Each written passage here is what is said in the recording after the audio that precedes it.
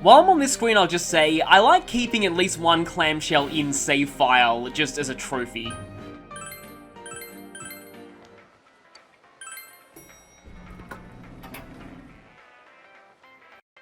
We're all here. Yeah, so obviously Kanji is pretty edgy here.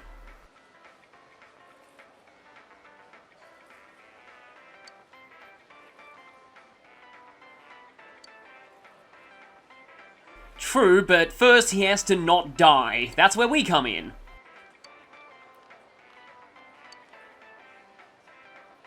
Yeah, he clearly trusts us enough to pull off a plan like this.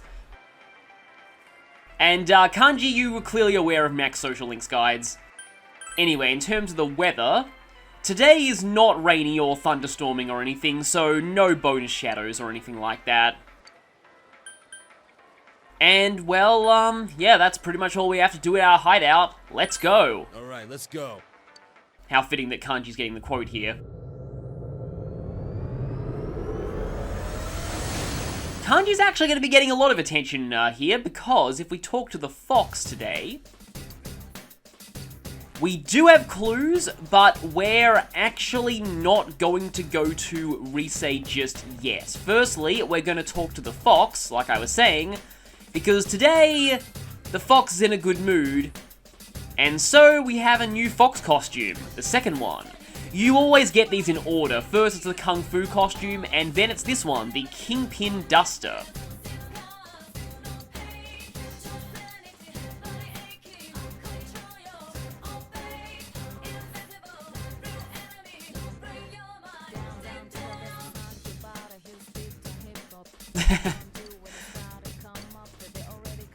Oh, okay. Wow. So the fox tracked down something from your past.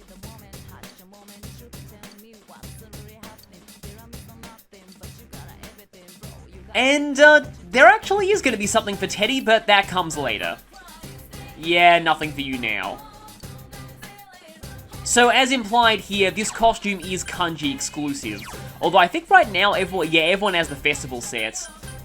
Including the yukatas for the girls. Okay, I have some personas on me. Maybe I can get rid of some junk personas before we head in? I can actually make Fortuna out of some of the random personas that I've got here. No Fortune social link yet, so no bonus experience, but you are in fact the lowest level persona of this Arcana, which is kind of an indication that the Fortune social link starts a bit later in the game, although that said, I still don't get why Ukobak is available so early, despite Devil not being available then. And here's the mascot of Fortuna Entertainment, which I've probably said in another playthrough. Fortuna has an interesting design to me, just the fact that its body's split in two and there's a wheel in the middle. It's kind of cool looking. I don't have Berith yet? Really? Well, may as well get some extra compendium space. And I can pass down Invigorate 2 to some more lower level chumps. I don't use that word often, but I guess it's semi-fitting here.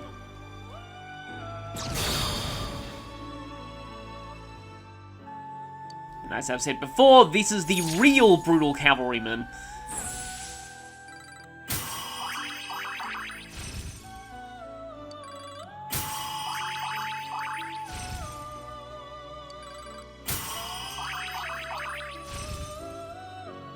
Green wall, don't see that skill often.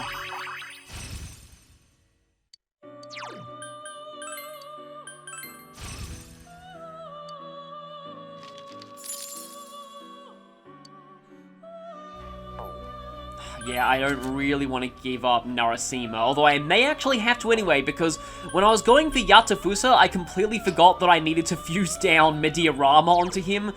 So that's, yeah, okay, it would be kind of amazing luck if I happen to have a skill card for Mediarama. Yeah, it doesn't seem like I have it. I guess I'll quickly look up, some ways to do this. Okay, Aura Une plus Triglav can get a Narasima with Mediarama. And I could also, apparently Thoth learns it as well, but I deleted that on Thoth, so maybe I shouldn't have done that. Oh well. Okay, so please tell me that I can go, I'm sorry, that third sentence. Owner of the club. I have to talk to Rise if I want to go to the game, which is what I need to do, but that's going to force me to do the intro cutscenes to Naoto's dungeon, isn't it? Did you find out more about Naoto-kun? Yes, it is. Okay, so I will actually be cutting this out and putting it in the next episode when I go into Naoto's dungeon, because it'll make more sense there. Okay, we're back now. So, we're going to go ahead and go to the game instead, because we have 3 items that we need to find. One of them comes from the Cupids, one of them comes from the steel machine found on the last few floors, and the last one is from the Amenti Ravens, so most of them are either on the earlier or the later floors. Now, for, as always, the boss at the end of these areas, let me just check, who... I know that Chie is... Yeah, Chie's ahead of everyone else, and Yosuke's... Oh, Yosuke and Kanji are both behind? Okay, then. I guess I kind of have to bring Yosuke and Kanji for this. So, the boss, I know, has a soft weakness to ice, and, okay, yes, it also has a soft weakness to wind, so Yosuke's gonna be good here. Which means I'm going to be using the exact same party that I used for the Mitsuo boss fight for the boss here. Actually... Yeah, I'll save Kanji's demo until later. I want to bring Yukiko because there's a certain thing that I want to actually do against the boss at this place. And yeah, I know we're supposed to be saving now, so... I guess Kanji wouldn't want to be part of the diversion anyway. But yeah, here we are in our festival outfits. We never got to see the guys wearing their festival outfits during the festival itself, but yeah, they're wearing the festival jinbei. And Teddy's looks pretty great, actually. And there's Yukiko in her yukata. So I guess we can get some costume comments on all of these.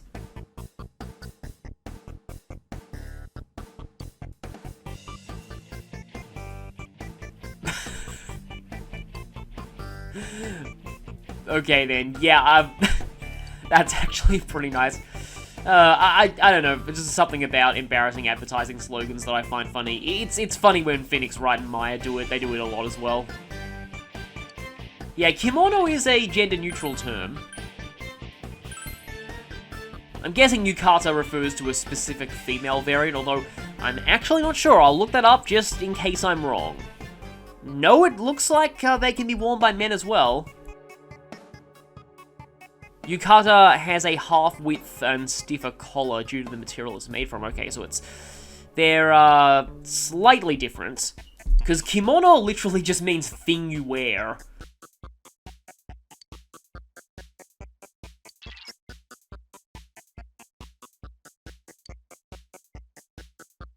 Yes, it would. Although, right now, Naoto's gonna die if we don't save him, so maybe, Okay, that's pretty cool.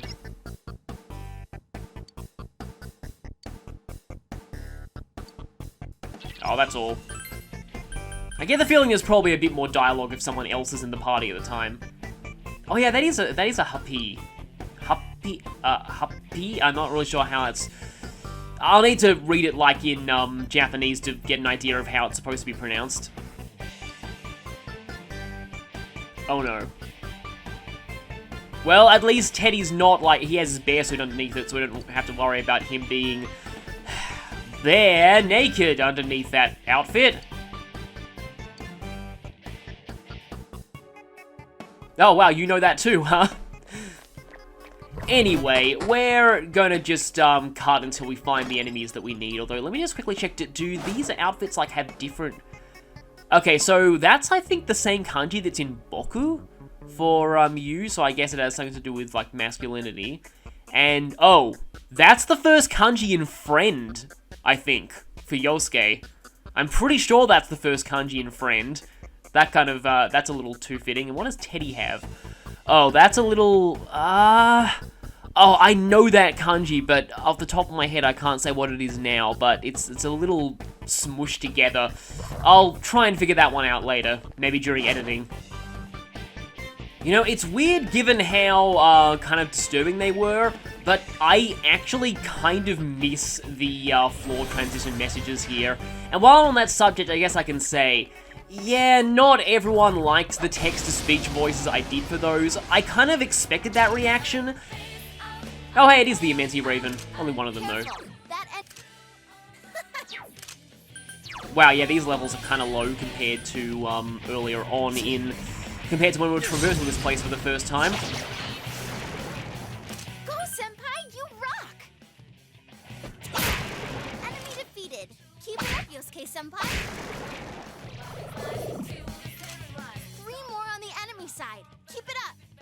Well, there's more ravens now. Persona, counting on you. That's my true strength. Another level for me. Oh, okay. Well, I guess your wind is even more true strength-y now. I just need to think of what to actually delete here. This has saved me a few times, but I think I can get rid of Trifuri now. The main thing I learned from that battle is equipping Hanuman means that I have 3 people in this party weak for electricity, which is really bad, so yeah, probably should be a little careful before I start spamming Blade of Fury, even though it is extremely good by the standards at this point in the game. But yeah, what I was saying is about those text-to-speech voices. Oh, by the way, I should have got an item drop out of that, that thing. Yeah, Eternal Lamp. I think we only need 1. But yeah, not everyone liked them, but the thing is, that is actually how I've always pictured those voices. Like, every time I play this game, and ever since I first saw them. It's always how I pictured it sounding, like a robotic synthesized voice that eventually just gets more and more glitched out. It's weak to fire. This'll be easy.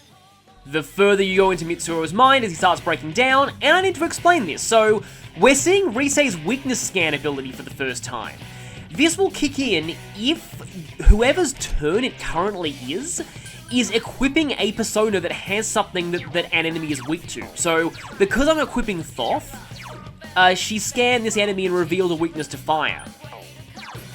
This applies to both the protagonist and to party members, so I would recommend switching around personas as much as you can. So like, for example, this thing here, we don't really know much about its affinities other than electricity, and for this thing, not much other than wind.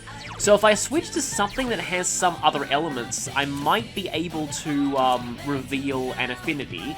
Okay, this is kind of bad because of the low level, but... Nope, I did not get a weakness scan there, so I don't think anything here is weak to what I currently have. But yeah, basically the idea is, if whoever's turn it is can hit a weakness, then, and that weakness has not been revealed on the enemy yet, Risei will scan the enemy and tell you that weakness. 2 enemies down. Good going, Yosuke. This is my first time going back to this game in a while after having played a lot of dungeons in Persona 5, so my muscle memory is telling me to baton pass after hitting everything with Yosuke there. I have to remind myself that that's not a mechanic in this game. I kind of wish it was, because it really improves the battle system, honestly. Yeah, I knew the fact that the battle wasn't immediately over meant that more enemies were going to be showing up. Your weakness is... It's weak to darkness. Go on, defeat it. Yep, see, there we go, revealed that affinity. So, it's pretty cool, honestly. 2 left. Come on, this fight's not over. Yukiko-senpai beats the enemy in style. Oh, I actually think this is our first time using Amaterasu in battle. Kind of forgot about that.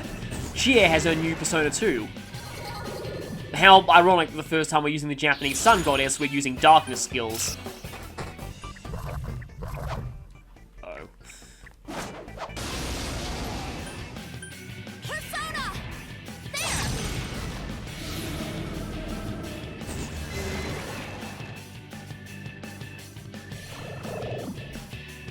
Huh? More enemies? 2 to be exact. I couldn't do it. Oh, give me a sec. I'll do a quick scan. It's weak to ice. This'll be easy. Yeah, I kind of figured that, considering it just used a fire attack on me. Look at you, Teddy. That's the way, Teddy. I'll get it next time. That's amazing, Yukiko-senpai. Oh, congratulations!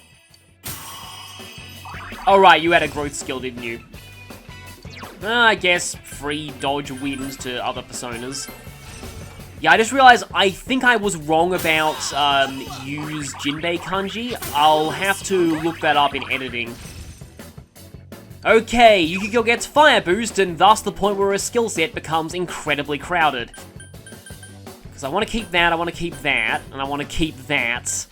I want to keep that. I still need that. Need that. Oh, Mudaon's been kind of useful for me so far, though. Ugh. This is really annoying, because I like having Fire Boost and Fire Amp on Yukiko by endgame, because that makes her really, really strong. Oh, but that's good too with Medea Rama. Like, that's useful. Like, Teddy has a revival now, though, and I have, like, revival beads and balms of life. But her having... See, yeah, this is the problem that I have with Yukiko. Her skill set gets really, really crowded, and even more so once you start taking into account her bike skills. I will need to get rid of that later in the game anyway. It's a really good skill, though, but I just want to keep Muda on for a little bit longer. Yes, I leveled up.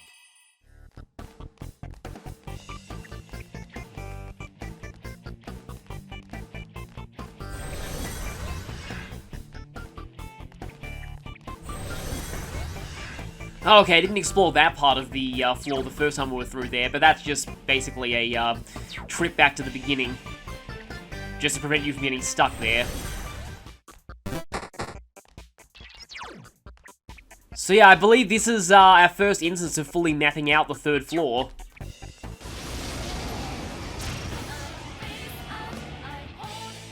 Ah, there's a Cupid. Weak to wind. And yeah, Rise keeps saying, cool, there's an enemy weak to ice.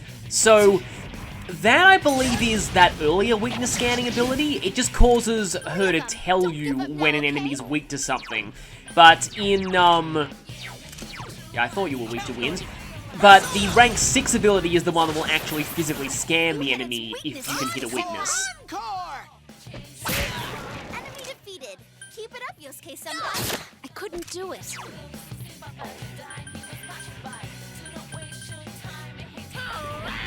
I need to reorder Teddy's skills.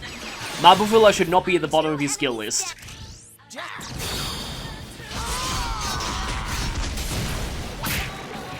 couldn't do it. Yosuke! I'm with you, Teddy! You know, I had a feeling that I'd get this in this battle.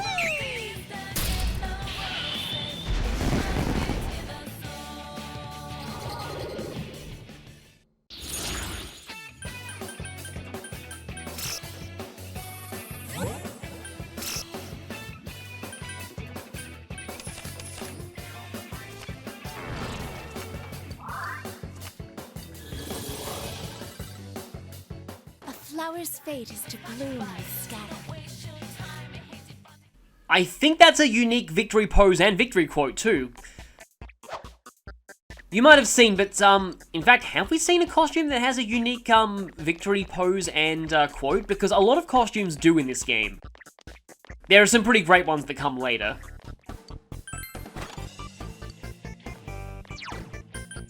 Oh hey, that charm drape that Tanaka was selling, we just found one in the dungeon.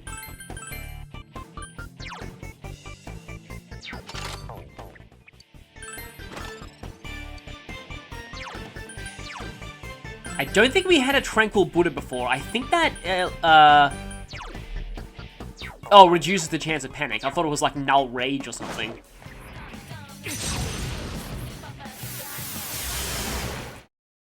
You leveled up! Excellent!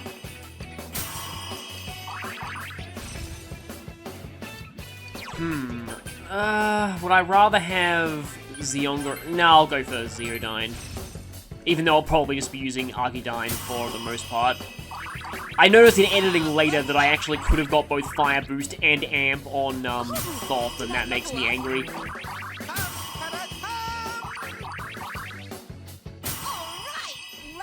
Everyone leveled up out of that, okay then.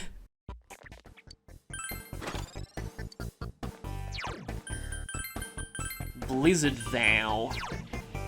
Increases ice. Okay then, yeah, let's put that on Teddy. That's going to be great for the boss. Okay, Falcon Eye, I'm guessing has something to do with evasion. I seem to remember that. Raises evade rate to physical attacks. Yeah, it's evade, either dodge physical or evade physical. Which actually is a decent idea for the boss of this place, since it's mainly a physical attacker. Okay, now we're on floor 8, the thing that I'm looking for can start showing up, and for this, I want to switch my costumes. We're going over to the Cheer Squad set now. Oh, we also have Teddy's apron and Yosuke's apron to show off. And yes, I did not know that... that Teddy... Okay, then. Those familiar with this game will, yeah, know that it's a little early to be seeing that, but I was going to explain how the, how you and Yosuke's cheerleader outfits both resemble typical Oendan.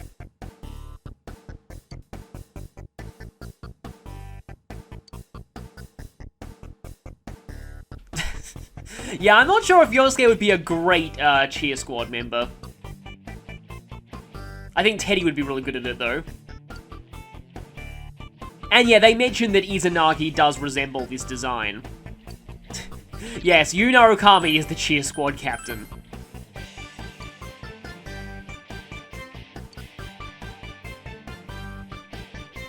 Okay, then.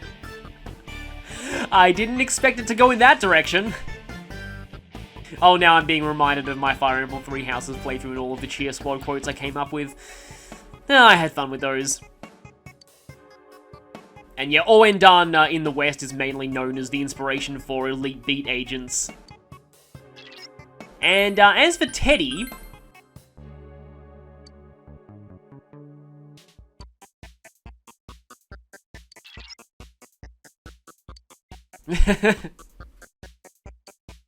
Yes, because this is being broadcast on the Midnight Channel. Though, you know, our identities are obscured, no one can know who we actually are. I mean, I feel like canonically the parts where we're on the TV are blurred, but, at least Teddy will think everyone's seeing him like that. Yeah. I don't think I cannot remember Teddy being in a girl's cheerleading outfit. Yeah.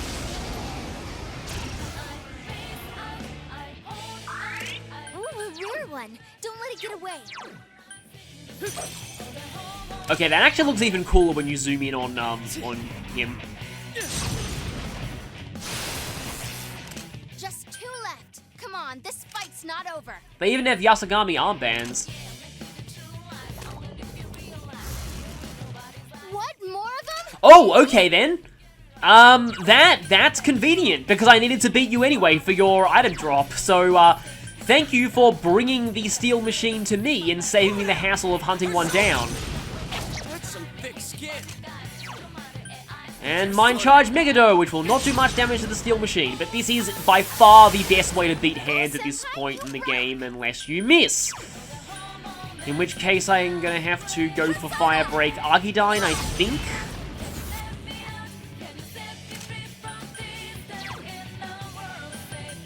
I forget if Teddy does the finger gun in his male outfits or not. But yeah, I guess I can actually talk about this now. So, this might be a reference to the fact that, the art book reveals... Oh, yikes, Teddy! Someone heal it! Well, that was bad timing, just I was talking about that. The art book reveals that Teddy, his human form was originally planned to be a girl. And the reason why they changed this, well, I'll get to that later.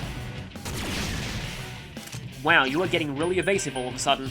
But that kind of means that in another world where, Persona 4 didn't change much from its original concept, thank goodness for null physical, Teddy would have been a romance option for the protagonist. Probably.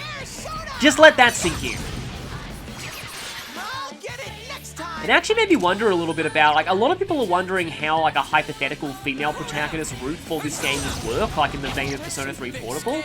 And a lot of people wondering how that would work with kanji for certain reasons, but I actually think a female protagonist slash Teddy ship could actually kind of work and would actually be kind of heartwarming in a few ways. I can't defeat it. Oh, she's probably dead. Nope, she has her focus stat. Well, at the very least, we're getting to see this mechanic for the first time. That is Risei's rank 7 ability.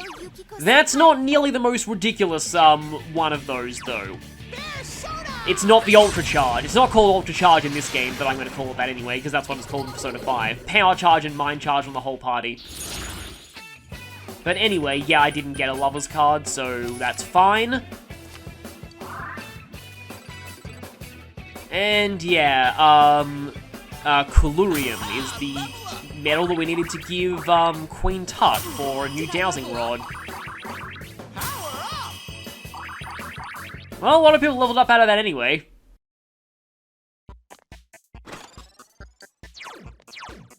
But yeah, in addition to, in fact, now might actually be a good time since I'm on the subject of, like, early concepts for characters. So in addition to Teddy's human form originally being a girl, we also have Risei. So, Risei's originally planned design was extremely different. It was actually reused for Ai Ebihara. So, like, that was what Risei was going to look like, and the concept for her was totally different to how it ended up being. It was a female delinquent who would have used a chain as her main weapon. If that sounds slightly familiar to you, I think elements of Beta Risei were retooled as Ann Takamaki from Persona 5. Of course, she's not really a delinquent, but she's still a blonde-haired girl who uses whips as her main weapon. So yeah, in a way, Beta Risei got to live on. This visit has given me so many gold chests for some reason. Another silver spoon. I knew that would get me. Be careful. There's an icy enemy. And there's another one of the things that Risei's rank, I think it's like rank 3 or 4? The enemy's running away. We can do this. How dare you give me Tetracard! I'm running away from you! Yeah. I'm allergic to assistance from my friends! Either that or Tetracon, like, I don't know, there was some kind of bad situation involving mirrors with that guy in the past, and it brought back bad memories, and so his friend giving him Tetracon was a monstrous betrayal of their trust. Oh, a rare one. Himiko! Okay, I'm guessing this is gonna be status curing. Yep, status curing, plus a bit of healing too.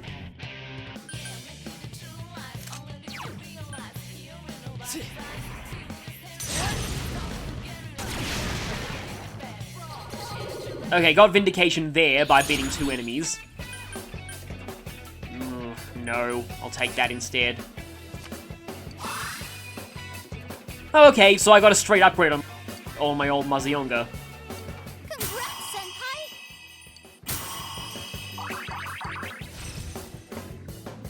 And you learn Mazionga, but I don't want that. Level up! Have I gotten a little stronger? Wow, if the gold hands in a previous dungeon are this lucrative, I can only imagine what the gold hands in Naoto's dungeon are going to do for us. Another gold chest. Seriously? I've gone through both my crack wheats, and I started out with 19 chest keys. Okay, here we are at Void Quest Endgame again. So, do I have anything with ice or wind?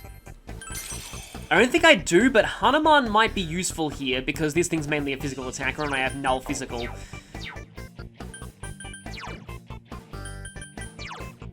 Okay, I have 21 50 SP restores at this point. I don't really need to worry too much about SP, yeah, for a while. I think I'm okay on SP numbers here.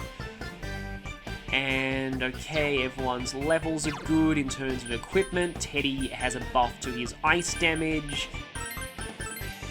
Yukiko doesn't need the snow pin. Guess I can give him a bat charm instead. Yosuke doesn't need the Volt Suppressor for this fight. Guess he can take the Falcon Eye. And yeah, that's pretty much everything. So, with one wielding a shovel, one with bones, It is time for an exciting installment of a new spin-off to the Midnight Channel. Cheerleaders vs. Robots!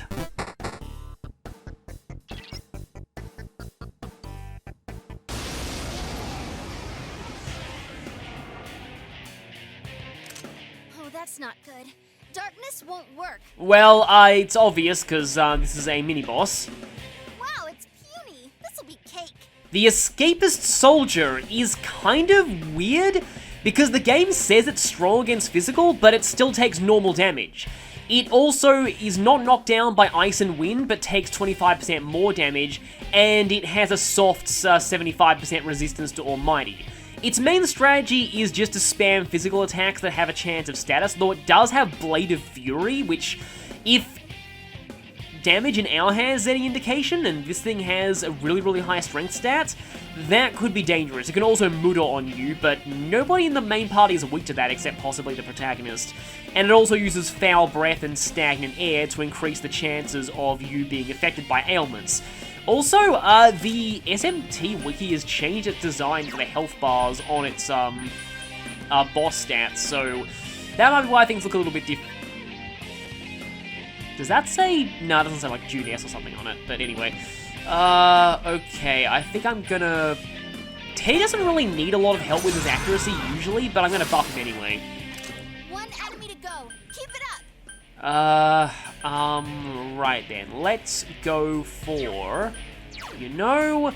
How many physical mirror... I think I remember having quite a lot of physical mirrors last time I checked. 3 Tetracorn, 3 Macaracorn. I have less corn than I thought I would. I'm gonna need to save some of those corns for later on. 4 magic, 1 physical. Well, wow, I actually do have a lot less mirrors than I thought I did. I was gonna go for a mirror strategy on this thing, but I might have to give up on that. Because there's some things later in Naoto's dungeon that I'd like to use. The opening with that, I see. Okay. Hey, not bad, Teddy. Keep it up. And wow, that did way less damage than I expected it to. Okay, I'm gonna go for a bunch of, I should have Mataru Kaju with Teddy, honestly. I guess I can do these to take advantage of the soft weakness.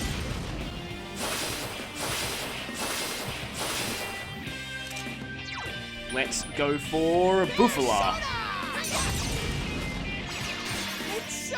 Yeah, that's a lot of damage. And now Yosuke Gingarala for also quite a bit of damage. It's got a lot of health though from the looks of things. So I think Yukiko will be the main healer here since Teddy is going to be mostly a damage dealer. There is a bit of versatility in them depending on what the enemy is weak or resistant to. So now I'm going to start power charging. And I guess while at this point not a lot interesting is going to happen apart from us just gradually whittling down this thing's health. Kind of wish Teddy had Mind Charge, but I don't think he ever has a chance to get that. I guess I could talk about my thoughts on the Mitsuo arc. So, one thing that I really like about the Mitsuo arc is that it's actually a great showing of the game's main theme of, like, the truth and not being tempted by false exits. And, how, specifically, I feel like that discussion that everyone has when they go into the TV after we find his yearbook picture is a great showing of how, when you only know some of the facts, it's easy for your mind to fill in the gaps and not even realize that might not be the truth. For example, sure, it is true that Mitsuo hit on Yukiko at that one point, so he has a connection to one of the victims. But then they're like, oh, okay, so he said some bad things about biker gangs that one time, and he was hanging around outside Risei's shop. So, of course, that must mean that he had a grudge against those two and wanted to kill them, right? Actually, no. Like, it's just... Oh, I can also Raccoon to you. Forgot to do that. I just find it really interesting how the party just gets carried away, like they're so desperate to find a solution to the mystery that they're quick to accept the first suspect that they find. They just don't think things through and consider the fact that only some of the facts are lining up, not all of them. And just because there's clear evidence that he killed Morooka doesn't mean that he killed the others. One other interesting bit of foreshadowing is in this dungeon. Remember that the narration said that... Oh, great, I probably need to heal Teddy from that now. Remember how the narration said that, like, in the, the dungeon dialogue, said that he defeated the female announcer and the corpse discoverer, and it doesn't even mention their names, but it mentions Morooka by name, and specifically says that he was killed. That's another hint that the only one Mitsuo killed was Morooka, that he had nothing to do with the other two deaths. Also, the fact that when he meets the party, even though he logically should know who they are, he doesn't. The fact that he doesn't know things about the TV world, that someone in the comments called the culprit the TV killer. That's a pretty good name. He doesn't know things that the TV killer should know. Nice move, Yosuke-senpai. It's just, I love all of that, those little hints. Like, if you look at it, I mean, the obvious thing, though, is the fact that we are nowhere near close to finishing all the social links, and, so obviously the game can't be over. And also, a really big hint in the original game was that Shadow Mitsuo used the regular I'll Face Myself music. In Golden, he has his own unique battle theme, but still, did you really think the final boss theme would be an 8-bit remix of I'll Face Myself? Of course it wouldn't be. So while we're in here, we need to go ahead and examine this pile of bones. No response. It must be a tile, not an object. That's a reference to a famous Dragon Quest line, no response, must be a corpse, I think. But when we examine this, we get the Gaia Sword, which is a weapon for Yu Narukami. How fitting, given Mitsuo's fight in the anime was, basically the biggest point of Yu Narukami's character development, at least for a while. All ailments low. That's pretty cool, but I also like the Auto Tarukaja effect. It's getting less useful now, considering that we have Teddy with Matarukaja. But, yeah. I don't know, I still like it. Let's see, okay, I'm kind of running low on Goho M's, but I'm gonna do this anyway. The thing is, though, with the Mitsuo arc, I do feel that narratively it is, like... I like the concept of there being a red herring killer, but pacing-wise, I don't mean narratively. What I meant to say, pacing-wise, it is a little bit weird, because you don't know anything about Mitsuo until, you get some, like, get a little bit of indication during your investigation, and then you never really interact with him much outside of going into the dungeon, and... There's also the fact that the arc is still about as long as the other arcs, despite the fact that not a ton happens during the arc. Like, I feel like more happens over summer vacation than it does during the lead up to Mitsuo after Rise is rescued.